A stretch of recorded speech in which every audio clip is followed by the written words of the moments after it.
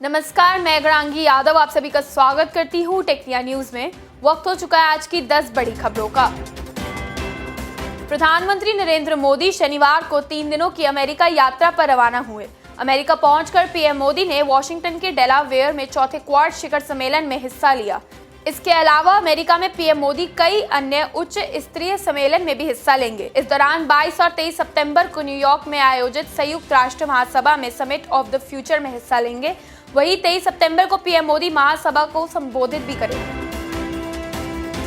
भारत में अब high performance AI server का निर्माण शुरू होने वाला है। शुक्रवार को विश्व स्तरीय टेक्नोलॉजी लीडर लेनोवो ने इसका ऐलान किया है। साथ ही लेनोवो ने भारत में एआई सर्वर के इंफ्रास्ट्रक्चर के आधुनिकीकरण के लिए आधुनिक R&D लैब के उद्घाटन की भी घोषणा की है। लेनोवो ने यह घोषणा केंद्र सरकार की मेड इन इंडिया और एआई फॉर ऑल पहल के अनुरूप की है। हालांकि भारत में लेनोवो कंपनी पिछले करीब 2 दशकों से मैन्युफैक्चरिंग और पिछले 10 सालों से मोटोरोला के लिए R&D का कार्य कर रही है। भारत की 6G और क्वांटम टेक्नोलॉजी की स्थिति मजबूत करने के लिए देश में सेंटर ऑफ एक्सीलेंस स्थापित किया जाएगा। इसके लिए टेलीकॉम सेंटर एक्सीलेंस इंडिया और कर्नाटक की विश्वेश्वरैया टेक्नोलॉजिकल यूनिवर्सिटी के बीच एक समझौते पर हस्ताक्षर किए हैं।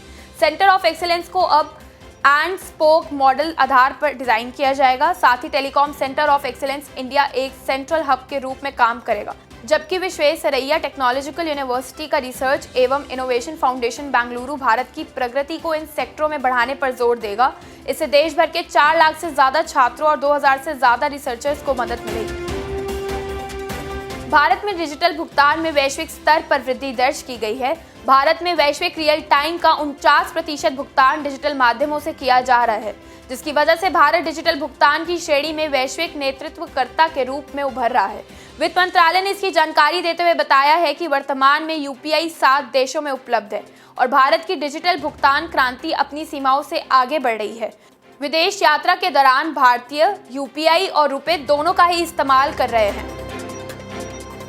भारत पेट्रोलियम कॉर्पोरेशन लिमिटेड ने इलेक्ट्रिक वाहनों के चार्जिंग तंत्र को मजबूत बनाने के लिए ई मोबिलिटी सेवा प्रदाता कंपनी IONAGE के साथ साझेदारी बढ़ाने की घोषणा की है।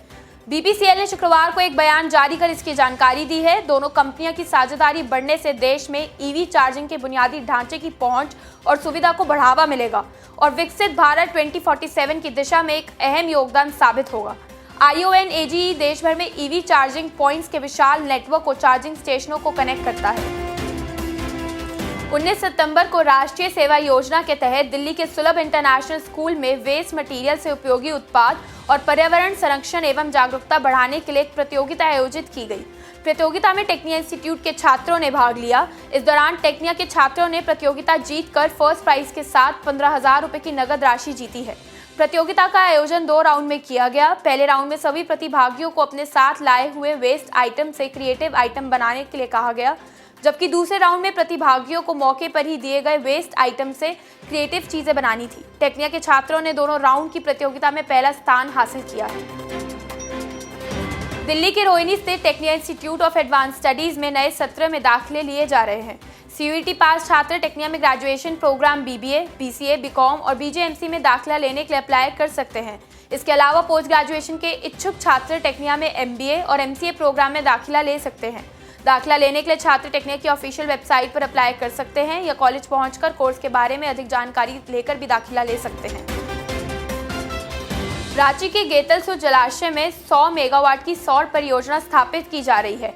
ये सौर परियोजना भारतीय सौर ऊर्जा निगम की एक पहल है जो जल निकायों के वैकल्पिक उपयोग के साथ और प्रौद्योगिकी के कार्य को प्रदर्शित करती है। इस परियोजना की शुरुआत साल 2025 के अंत तक हो सकती है। ये परियोजना 2030 तक भारत सरकार की 500 गीगावाट नवीकरणीय ऊर्जा लक्ष्य को पूरा करने में मददगार साबित होगी। भारतीय रेलवे यात्रियों की सुविधा के लिए गर्मी की छुट्टियां, त्योहारों या अन्य खास मौकों पर स्पेशल ट्रेनों का परिचालन करता रहता है। इसी कड़ी में भारतीय रेलवे ने झारखंड कर्मचारी चयन आयोग परीक्षा को ध्यान में रखकर स्पेशल ट्रेनों का परिचालन शुरू किया है। झारखंड कर्मचारी चयन आयोग परीक्षा के अभ्यर्थियों की सुविधा के लिए रांची से भागलपुर और रांची से पटना के बीच ट्रेनों का संचालन किया जा रहा है।